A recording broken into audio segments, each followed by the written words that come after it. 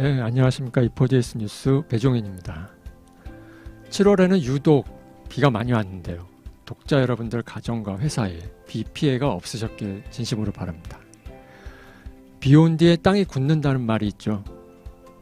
공식적으로 끝난 장마지만 최근 힘든 우리 경제도 어려움을 이겨내고 탄탄한 경제 체력을 쌓기를 바랍니다. 자, 이포디에스 뉴스 월간 브리핑을 시작하겠습니다. 7월의 탑 기사입니다. 반도체 경기 회복, 올해도 물음표, AI 반도체 주목이라는 기사입니다. 지난 2023 이포디에스 반도체 패키징 데이에서 노근창 현대차증권 리서치센터장은 올 4분기부터 반도체 시장이 회복될 것이라는 기대감이 있었지만 올해 안에 회복이 어려울 수 있으며 내년 상반기 내지 하반기까지도 바라봐야 할 수 있다고 말했습니다. 특히 L자형 경기 침체 국면에 맞닥뜨릴 수 있다는 우려가 나왔는데요.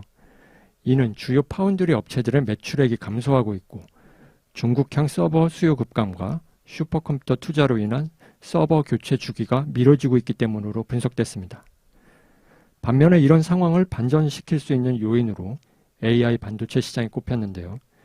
이는 서버 시장에서 클라우드 사업자들이 GPU의 총 소유 비용이 비싼 것에 부담을 느끼고 NPU를 통해 GPU를 줄이는 방향으로 선회했기 때문입니다. 이에 글로벌 빅테크 기업들과 국내 통신사들이 AI 반도체 개발에 사활을 걸고 있어 AI 반도체 시장이 반도체 전체 시장을 어떻게 바꿔놓을지 그 향방이 주목되고 있습니다.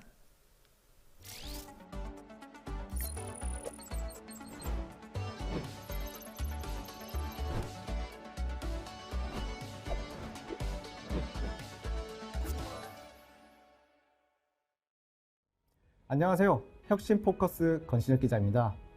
최근 첨단 IT 제품의 개발 추세는 세 가지 특징이 눈에 띄는데요. 고집적, 고전력, 고속의 사양을 요구하고 있습니다. 이는 필연적으로 전자파 적합성 측면에서 해결해야 할 문제들이 점차 많아진다는 것을 의미하는데요. 최근 진행된 EMC 코리아 2023 행사와 이를 주관한 한국전자파학회 EMC 기술연구회 위원장과의 인터뷰 등 EMI EMC 취재 기사를 통해 전자파 차폐 기술의 동향에 대해 함께 살펴보겠습니다.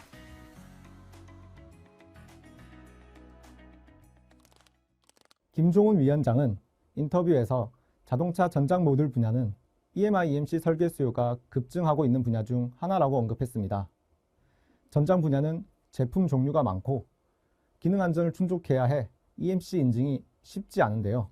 육종관 전자파학회 회장도 EMC 코리아에서 정보통신 기술의 발전에 따라 EMC 엔지니어들이 해결해야 할 이슈들이 점점 더 많아져 반도체를 비롯해 가전, 국방, 자동차 등에서 EMC 중요성은 더욱 강조되고 있다고 언급하기도 했습니다. 자동차에 탑재되는 반도체 수가 급격히 증가하는 상황에서 EMI EMC 솔루션은 고집적, 고전력화되는 차량용 칩과 모듈의 전자파 문제를 해결해야 하는 상황입니다. 최근 테슬라가 자사 제품의 전기 전자 아키텍처를 12V에서 48V로 전환하면서 자동차의 고전력화 미래를 대비할 필요가 있습니다. 오토모티브만큼 이슈되곤 있진 않지만 사실 모바일 디바이스 또한 EMI EMC 문제가 크게 일어나고 있습니다. 시마노 삼성전자 수석은 인트라 시스템 레벨 EMC가 모바일 애플리케이션에서 가장 문제가 되고 있다고 설명했습니다. 고속, 고전력, 고집적화 추세가 모바일 디바이스의 EMI 취약성을 가속화한다는 것인데요.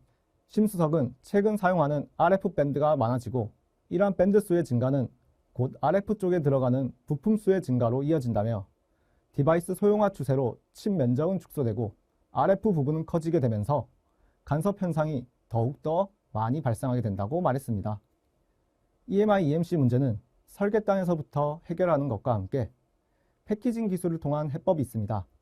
반도체 패키징단에서 전자파 차폐는 과거 실드캠 방식을 주로 썼는데요. 경량화 추세로 인해 최첨단 기술은 진공 증착 방식의 스퍼터링으로 발전했습니다.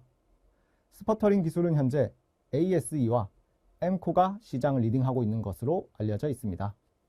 또한 향후 밀리터리파 진짜 5G 시대가 도래하게 되면 전자파 흡수 소재가 EMI 패키징에서 몸값을 높일 것으로 점쳐집니다. 고주파일수록 직진성이 높고 반사가 잘 일어나 기존의 전도성 소재 기반 차폐로는 해결이 어려울 수 있습니다. 2차 반사 피해를 더 크게 야기할 수 있어 향후 대비가 필요한 대목입니다. 패키징단에서 EMI EMC는 전기, 전자뿐 아니라 소재, 물성에 대한 이해 등 다양한 공학 지식을 총망라합니다. 패키징은 하나의 전공 없이 전자, 기계, 소재, 화학 모든 것이 섞여 있다는 강사윤 패키징 학회장의 언급처럼 패키징은 이제 전자파를 비롯한 다양한 기술이 융합하는 기술 집약 산업으로 발돋움하고 있습니다. 관련 분야 공학자, 엔지니어, 개발자분들의 구슬땀 덕분에 한국의 첨단 기술은 눈부시게 발전을 이룩하고 있다는 생각이 듭니다. 오늘의 혁신 포커스는 여기까지입니다. 즐거운 주말 되세요. 네, 이번 시간은 주목할 만한 기사를 살펴보는 포커스입니다. 개발자들이 IoT 디바이스의 클라우드 연동을 위해 AWS IoT 계정을 이용하다가 해킹을 당해 수백 또는 수천만 원의 피해를 보는 사례가 빈번히 발생하고 있어 주의가 요구되고 있습니다. 이런 사고는 특히 초보 개발자들에게서 많이 발생하는데요. 이는 초보 개발자들의 경우 영어로 구성된 매뉴얼에 익숙하지 않고 2단계 인증 등 중요 보안 사항을 놓치기 때문으로 알려지고 있습니다. 이와 같은 상황에 대해 AWS는 해결 방법은 따로 없고 소유자가 그 계정에 접속을 해 처리를 해야 한다는 답변뿐인데요. 본사 및 한국지사와 협상을 통해 일부 청구 금액을 감액받는 사례도 있지만 결국 개발자가 사용하지도 않은 비용을 내야 하기 때문에 AWS 클라우드에 무료 체험 계정을 만들었을 경우 계정 보안에 상당한 주의가 필요합니다. 최근 골드만삭스는 한국산 배터리의 미국 시장 점유율이 2025년 60% 수준에 도달할 것으로 전망한 데 이어 미국 내 배터리 총 생산 능력의 77%를 한국이 차지할 것이라고 전망했습니다. 국내 전문가들도 일본 기업의 소극적인 북미 투자 경향과 중국과의 갈등 영향으로 우리나라에 유리하게 작용할 것으로 예상하며 2030년 이후 국내 2차 전지 기업이 가장 큰 수혜를 받을 것이라고 분석했습니다. 협동 로봇이 빠른 성장률을 보이며 다양한 산업에서 발을 넓혀가고 있는 가운데 2028년에는 92억 달러의 시장을 형성할 것으로 전망됐습니다.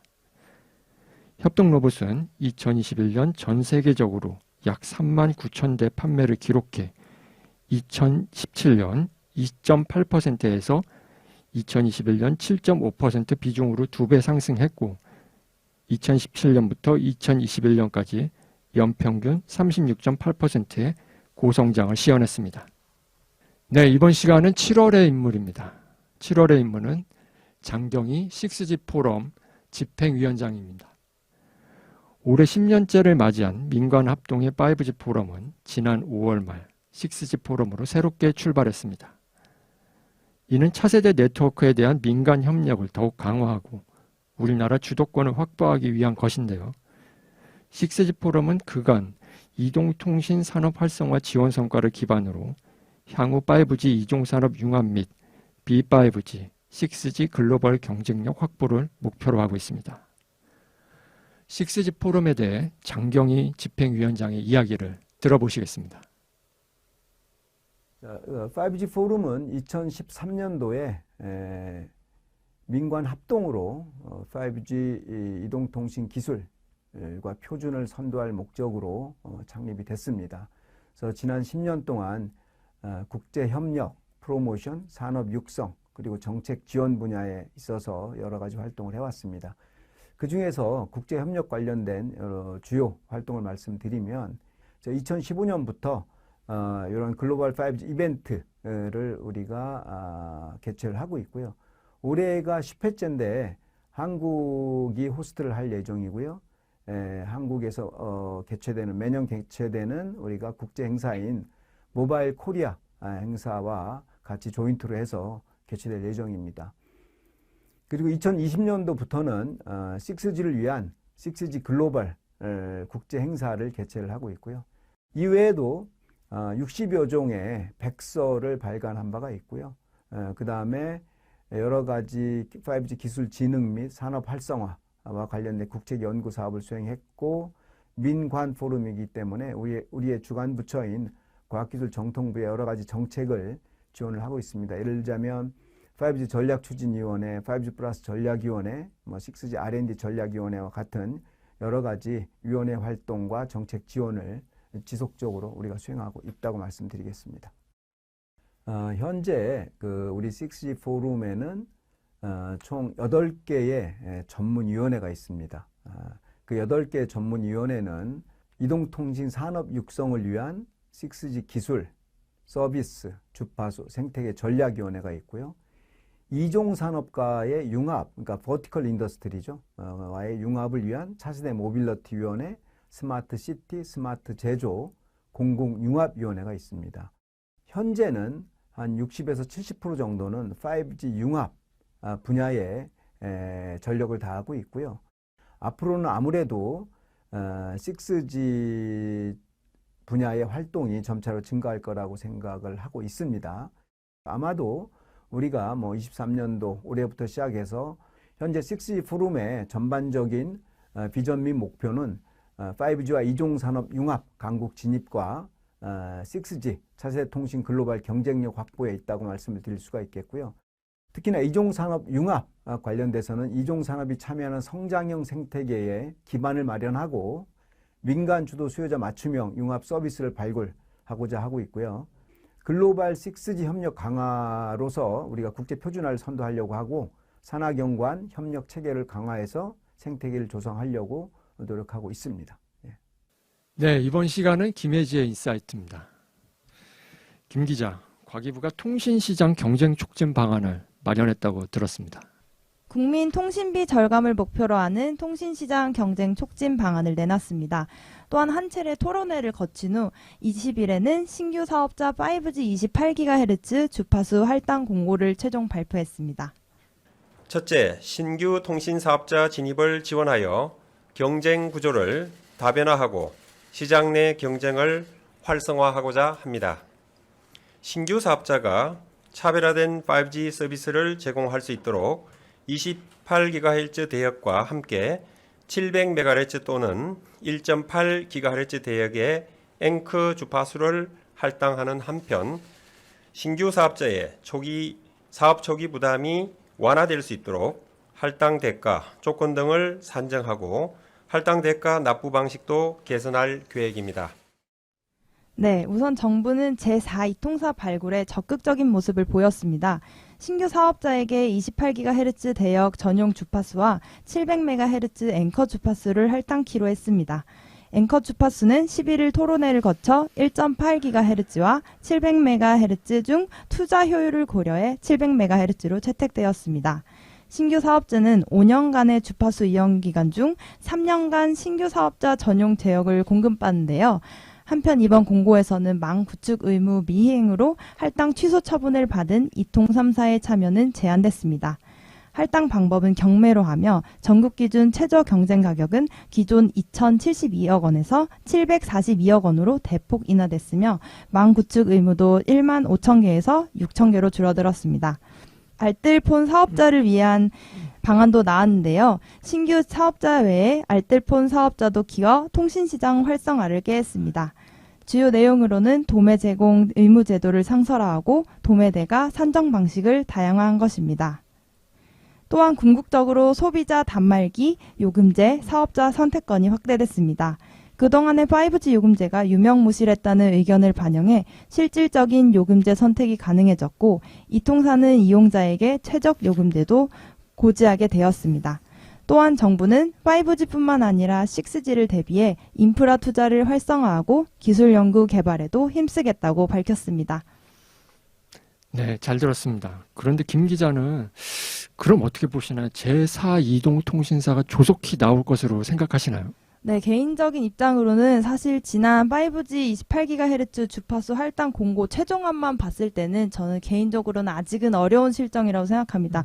왜냐하면 사실 정부 입장에서도 초기 시장이 어렵기 때문에 진입할 때 부담을 덜어주고자 많은 지원책을 제시하긴 했지만 이게 장기적으로 보고 가야 되는 거라서 아무래도 비용이 부담이 될 수밖에 없는데요. 네. 심지어 그 수익화가 어려워서 이통 3사도 손을 뗀 마당에 어떤 사업자가 감히 이렇게 도전할 수 있을지 아직은 미정이라고 봅니다. 네. 그리고 신규 사업자가 28GHz를 투자하겠다고 하면 기지국도 세워야 되고 또 차별화된 서비스를 만들어야 되기 때문에 이게 돈이 더 많이 들 텐데 나중에 정부 규제가 어떻게 될지에 따라서 이것도 많이 달라질 것 같습니다. 네, 그렇네요. 네, 그런데 이런 상황에서 또 미래 모바일이 지난번에 제4 이통사 사업자로 도전을 했었는데 이번에도 변함없이 28GHz 사업에 도전을 하겠다고 입장을 밝힌 바가 있습니다. 지난번 제가 미래모바일 이경수 상임고문과 인터뷰를 진행하고 왔는데요. 미래모바일은 제4 이통으로서 효율성이 높은 2.3GHz 대역을 함께 할당받아 5G 전국망을 구축해서 수익을 창출하는 방안으로 28GHz 투자를 지속할 수 있을 것이라고 말했습니다.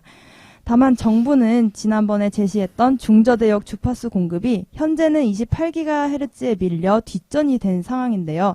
28기가 사업을 먼저 활성화를 한 뒤에 그 후에 중저대역 공급을 고려하겠다고 한 거에 따라서 달라지게 되었습니다. 그래서 이 미래 모바일은 공식적으로 2.3GHz를 먼저 요청을 한 후 추후에는 매기 역할을 할 수 있는 제4이통으로 나서겠다는 포부를 드러냈습니다. 오는 11월에 주파수 할당 신청이 본격 시작되는데 사업자의 발굴에 있어 정부가 어떤 입장을 가져가야 할지 향방을 주목해 봐야 할 것 같습니다. 네, 이번 정책 발표를 통해서 국내 이동통신 시장이 활성화되고 경쟁이 촉진돼서 통신 시장이 발전하는 기회가 됐으면 바라겠습니다. 네. 김 기자 수고했습니다. 네, 이번 시간은 기술 인터뷰 시간입니다. 최근 개최된 2023년도 전력전자 학술대회에서 아성코리아의 조상욱 상무와 만나 아성코리아의 전기차 토털 솔루션에 대해 들어봤습니다. 아성코리아는 전기차 핵심 기술인 트랙션 인버터에 대한 제품 공급 능력 및 관련 기술을 갖추고 있는데요. 게이트 드라이버 및 제어보드 솔루션을 비롯해 SIC, IGBT 등의 하이파워 디바이스, LSI, MLCC 저항, 센서 등을 비롯한 전기차에 필요한 부품에 대해 토탈 솔루션을 제공하고 있습니다. 조상욱 상무의 이야기를 들어보시겠습니다. 네, 저희 아성코리아는 1992년도에 설립되어서 사실 부품 유통사의 어떤 정체성을 가지고 출발을 했습니다. 하지만 저희가 이제 진행하면서 다양한 사업군을 좀 확대해 나가고 있는데요. 전자부품은 물론이고 공장 자동화 그리고 소재 사업까지 지금 확대해 나가고 있습니다. 저희는 토종 유통회사로서는 좀 드물게 해외 거점을 좀 다양하게 좀 확보를 하고 있습니다. 가깝게는 이제 중화권에 4개 판매 법인을 두고 있고요. 상해, 천진, 심천, 홍콩 그리고 베트남의 하노이에 판매 범위를 두고 있습니다.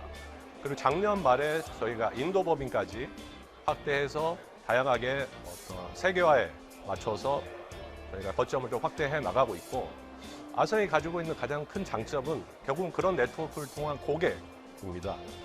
그래서 저희가 다양한 벤더들을 통해서 고객에 서비스를 제공하는 국내 해외까지 포함한다고 하면은 1,500개사가 넘는 고객사를 저희가 확보를 하고 있습니다.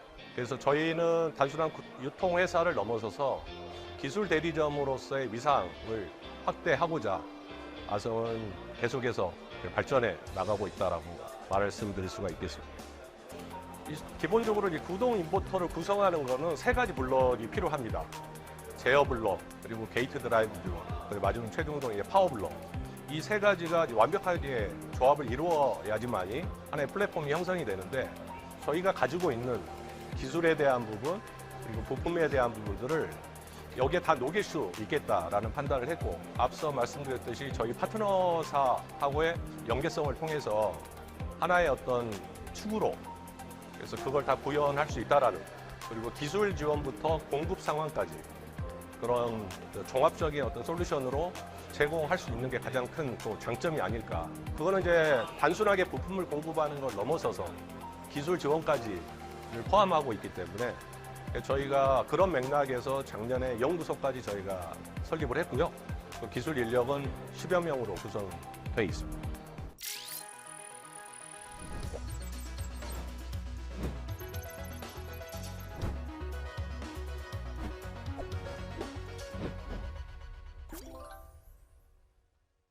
네, 이번 시간은 성희창의 그랑프리입니다. 지난 20일 국회에서 미래 폐자원 순환 이용 활성화 방안을 위한 논의를 위한 포럼이 열렸는데요.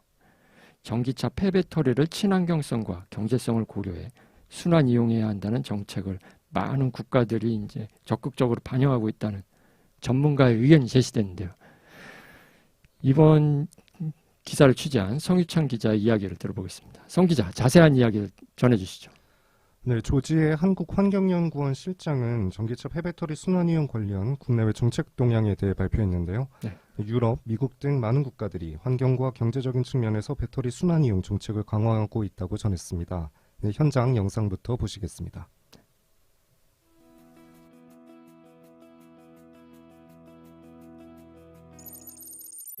전 과정에서 천연자원의 투입을 최소화하고 투입된 자원을 재활용해서 맞춰서 순환경제로의 전환을 촉진하기 위해 제도적 기반과 정책적 노력을 강화하고 있습니다.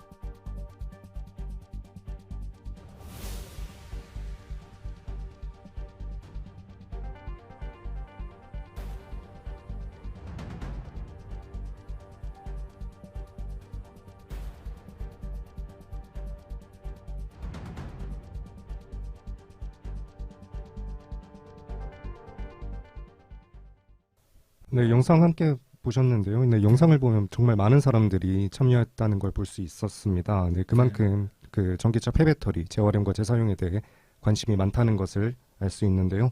네, 전기차용 리튬 2차 전지의 수요는 2025년 1399기가와트시에 달할 것으로 보입니다. 이는 2015년 26.9기가와트시의 52배에 해당될 정도로 상당히 많은 증가폭을 나타내고 있는데 이게 전기차 전주기 탄소 발자국의 약 30%를 전기차 배터리가 차지하고 있습니다. 네, 그만큼 친환경성을 추구하는 전기차 시장에서 폐배터리의 재활용 그리고 재사용은 많은 주목을 받고 있는데요. 배터리의 원자재가 가장 큰 원인으로 꼽히는데 이 배터리에 들어가는 광물들을 정제하는 과정에서 환경오염 물질들이 상당히 많이 배출된다고 합니다. 배터리를 다시 사용할 경우에 온실가스 배출량을 그만큼 저감하는 데 기여를 할 수 있다는 데 의의를 두고 있는 것 같은데요. 네, 큰 도움을 줄 수 있을 것으로 보입니다. 네. 배터리 순환 이용에 대한 정책이 많이 펼쳐지고 있다고 하셨는데 유럽은 어떤 정책을 펴고 있나요? 네, 유럽연합으로 확대해서 한번 살펴보면 유럽연합은 내년부터 배터리에 사용된 재료 및 탄소 발자국, 재생 원료에 대한 정보 등이 포함된 배터리 여권 정책을 편다고 하는데 네, 국제 표준에 근거한 배터리 여권을 통해 배터리의 생산, 소비, 폐기, 재생까지 전주기의 흐름을 파악하고 배터리에 대한 정보 수집, 탄소 발자국 인증 연계 등의 체계를 구축해 나가겠다고 전했습니다. 네. 그리고 배터리의 재활용과 관련해서 주목받는 이후의 정책 중 가장 주목받고 있는 것은 지난 3월 발표된 핵심 원자재법, CRMA라고 불리는 법인데요. 네, 배터리 원자재 공급망을 개선하고 원자재 확보의 안정성을 높이기 위해서 이후의 연간 소비량의 최소 15%를 재활용하도록 목표를 부여한다는 내용입니다. 네, 전략 원자재에는 니켈, 리튬, 망간, 천원, 흑연이 포함됐습니다. 네. 배터리 강국인 우리나라도 배터리 재활용, 재사용에 대해 철저하게 대비를 해야 될 것으로 보이는데요. 우리나라 상황은 어떻습니까? 네, 우리나라도 역시 순환경제 활성화에 상당히 많은 신경을 쓰고 있는 것으로 보이는데요. 네, 한화진 환경부 장관은 앞서 영상에서 보셨듯이 축사에서 우리나라도 순환경제로의 전환을 촉진하기 위해 제도적 기반과 정책적 노력을 강화하고 있다고 전했습니다. 네. 네, 이어서 미래 폐자원 순환이용 활성화를 위한 인프라를 확충하겠다고도 전했는데요. 네, 탄소중립 기본법에 폐기물 재활용 및 재사용 그리고 재제조 산업의 활성화 내용을 담았고요. 2024년 순환경제사회 전환촉진법을 시행할 예정이라고 합니다. 네. 또 이를 뒷받침할 정책들도 매우 중요하게 생각되는데요. 네, 재사용 재활용 기반을 구축하고 재생원료 생산 및 사용을 촉진하는 순환경제 활성화를 위한 산업 신성장 전략을 지난 6월 발표했고요. 네, 이 일을 살펴보면 이제 본격적으로 순환경제로에 발을 디뎠다고 볼 수 있습니다. 네, 그리고 발제자로 나섰던 조지 실장은 전기차 배터리 순환이용 활성화를 위한 3가지 정책 과제를 제시했습니다. 재생원료 물량 확보, 통합관리 체계 구축, 배터리 재사용 및 재활용 시장 활성화 지원을 제시했는데요. 자세히 살펴보면 네, 배터리 재사용 및 재활용 시장 활성화 지원에 대해서는 배터리가 사용되는 과정을 확인할 수 있는 배터리 이력 관리의 중요성에 대해 어필했습니다. 네, 그리고 사용 후 배터리 전주기 정보를 배터리 산업화센터, 해치업자, 보급업체 등이 투명하게 공유할 수 있도록 이력 검증 및 유통 안정성을 확보해야 한다고 강조했습니다. 네. 배터리의 핵심이 되는 원자재와 광물 수입 의존도가 높은 우리나라인 만큼 재활용 기술과 정책이 올바르게 자리 잡았으면 좋겠습니다. 성 기자 수고했습니다. 네, 이번 시간은 7월의 웨비나입니다. 7월 13일에는 IAR 시스템즈에서 인베디드 소프트웨어 개발을 위한 IAR의 솔루션을 주제로 웨비나를 진행했습니다.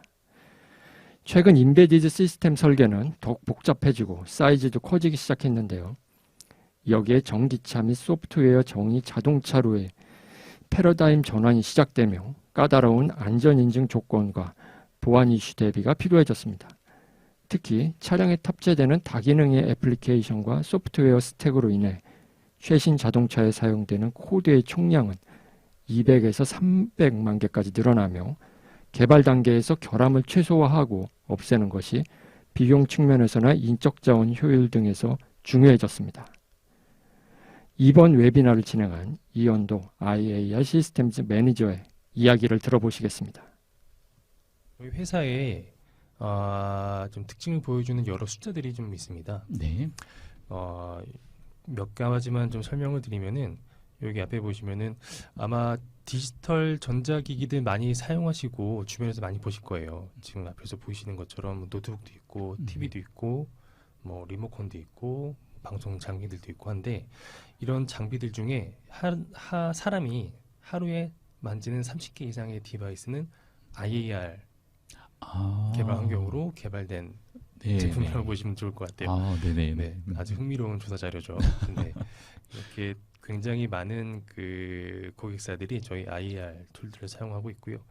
그리고 아까 서두에서 잠깐 말씀드리긴 했는데 저희 IAR 시스템즈의 개발 환경이 지원하고 있는 MCU의 개수가 15,000개가 넘습니다. 그 말은 거의 상용화되어 있는 대부분의 모든 그 디바이스들은 저희 IAR 개발 환경을 사용해서 개발할 수 있다는 장점이 있습니다. 또 이게 굉장히 큰 장점이 되는 게 하나의 프로젝트에 하나의 MCU만 사용되진 않거든요. 그렇죠. 여러 MCU들이 사용될 수도 있고 또 하나의 프로젝트에서 MCU 쓰고 다음 프로젝트에 MCU를 사용할 때 또 다른 MCU를 사용할 수 있는 확률도 꽤 높거든요. 그렇다 보면은 MCU가 바뀔 때마다 여러 개발 환경을 사용하실 필요가 없다는 거예요. 지원되는 디바이스가 IAR에서 가장 커버리지가 넓기 때문에 IAR 개발 환경 하나 가지고 여러 프로젝트에 표준화해서 적용할 수 있다는 가장 큰 장점이 있습니다. 사용하는 IC가 바뀌더라도 어쨌든 지원하는 툴은 같은 툴로서 할 수 있다는 말씀이신 거죠. 이해했습니다. 개발자분들이 이제 그 툴을 익히시는 데까지 굉장히 좀 오랜 시간이 걸립니다. 그렇죠. 근데 이 툴이 계속 바뀌다 보면은 개발에 대한 그 효율성하고 또 퀄리티도 사실은 문제가 될 수가 있습니다. 그래서 그런 부분들을 방지하기 위해서 저희 같은 경우 표준화된 이런 도구를 사용하시는 게 7월 20일에는 로움이 기초부터 배우는 쇼트키 배리어 다이오드의 선정 및 사용 방법을 주제로 웨비나를 진행했습니다. 자동차 기기, 산업기기, 민생기기 등 폭넓은 분야에서의 기존의 다이오드보다 전력 효율을 향상시킬 수 있는 쇼트키 다이오드의 채용이 증가하고 있는데요. 효율을 위해 VF를 낮추면 트레이드 오프 관계인 IR이 높아져 열폭주 리스크가 높아지므로 쇼트키 베리어 다이오드 선정 시에는 VF와 IR 밸런스를 유지하는 것이 중요합니다. 이번 웨비나를 진행한 태현우 연구원의 이야기를 들어보시겠습니다. SBD란 쇼트키 베리어 다이오드의 이니셜을 조합한 명칭으로 반도체와 금속을 직접 접합한 디바이스입니다. 금속의 종류에 따라 순방향 전압 VF, 누설 전류 IR 특성을 컨트롤합니다. 일반적으로 VF가 낮고 스위칭 속도가 빠르기 때문에 고효율의 저전력 디바이스입니다. 회로도는 지금 보시는 그림과 같고 캐소드 측에 SBD의 S가 표시됩니다. 구조상으로는 실리콘에 쇼트키 베리어 메탈을 부착한 심플한 구조입니다. 밴드도에서 보시는 바와 같이 메탈의 일함수가 실리콘의 일함수보다 클 때 쇼트키 접합이 됩니다. 단 실제로는 메탈의 선택뿐만 아니라 접합 온도 조건이나 다양한 요인을 고려하여 파이비를 조정함으로써 오른쪽 그림과 같은 다양한 특성의 SBD를 설계하고 있습니다. 이제부터는 열폭주에 대해 설명하겠습니다. 열폭주란 역방향으로 연속하여 인과되는 상태로 해당 주위 온도에서 리크 전류치와 전압에 의한 손실로 인해 칩 자체의 발열이 패키지 발열보다 커짐에 따라 패키지 내부에 열이 축적되어 온도 상승, IR 값 증가, 온도 상승의 사이클이 반복되고 최종적으로는 파괴에 이르는 현상입니다. 선정 시에는 사용을 상정한 영역이 열폭주 영역에 포함되지 않는 것을 확인하는 것이 중요하므로 열폭주 데이터를 보는 방법과 그 개념에 대해 설명하겠습니다. 디바이스는 전기를 인가하면 해당 전압치와 전류치를 곱한 값만큼 발열하지만 패키지나 실장기판, 주위 환경에 따라 방열을 동시에 실행합니다. SBD는 리크 전류가 크다는 특성이 있어 연속적으로 전류를 인가하면 자기 발열량이 방열량을 뛰어넘는 경우가 있으므로 악순환의 사이클에 빠지게 되어 열폭주를 발생시키게 됩니다. 오른쪽 그래프는 세로측 인가전압, 가로측 주위 온도일 때의 열폭주 그래프입니다. 곡선의 오른쪽이 열폭주 영역이므로 사용 시에는 곡선보다 왼쪽의 영역에서 사용해야 합니다. 네, 이번 시간은 8월의 웨비나입니다. 8월 29일에는 마이크로칩에서 글로벌 인증을 획득한 마이크로칩 저전력 블루투스 LE5 및 802.15.4 멀티 프로토콜 솔루션을 주제로 웨비나를 진행합니다. 독자 여러분들의 많은 시청 부탁드립니다. 네, 7월의 주요 기사입니다. 국내 시스템 반도체 생태계 구축과 확대를 위해 반도체 팹리스 얼라이언스가 공식 출범해 수요기업 발굴 연계 및 R&D 지원 등 협력 체계를 구축합니다. 과학기술정보통신부가 제로트러스트 가이드라인 1.0을 마련하고 각 분야로 본격 확산합니다. 산업통상자원부가 2023년도 소재부품 장비, 핵심 전략기술 기술 지원 기반 구축 사업에 차량용 반도체, 플렉서블 디스플레이, 전기차 등 7개 신규 과제를 공고하고 4년간 총 700억 원을 투자합니다. 이수인 텔레칩스 상품 전략기획그룹 그룹장은 오토모티브 이노베이션 데이 2023에서 소프트웨어 정의 자동차가 트렌드로 자리 잡으면서 OEM들은 단순히 자동차 제조사가 아닌 서비스 회사로 탈바꿈하고 있다고 밝혔습니다. 한국전기연구원 전동력연구센터가 국내 최초로 산업용 전동기의 효율을 슈퍼 프리미엄급으로 개발하는 것을 넘어 중소기업이 관련 기술을 잘 활용할 수 있도록 만드는 오픈 플랫폼까지 구축하는 데 성공했습니다. 구글은 자사의 AI 챗봇 바드가 180개 국가에서 40개 언어를 구사한다며 과기부가 구글의 AI 역량을 기반으로 인재 양성 및 연구 개발 협력에 나선다고 밝혔습니다. 신제품 및 IT 소식입니다.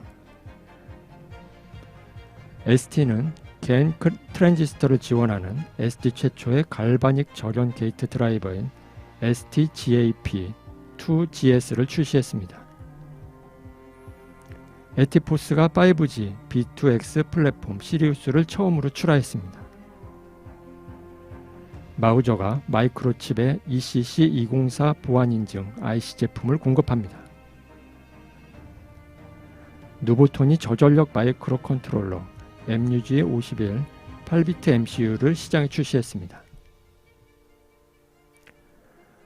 스노우플레이크가 최기영 신임 한국지사장을 선임했습니다.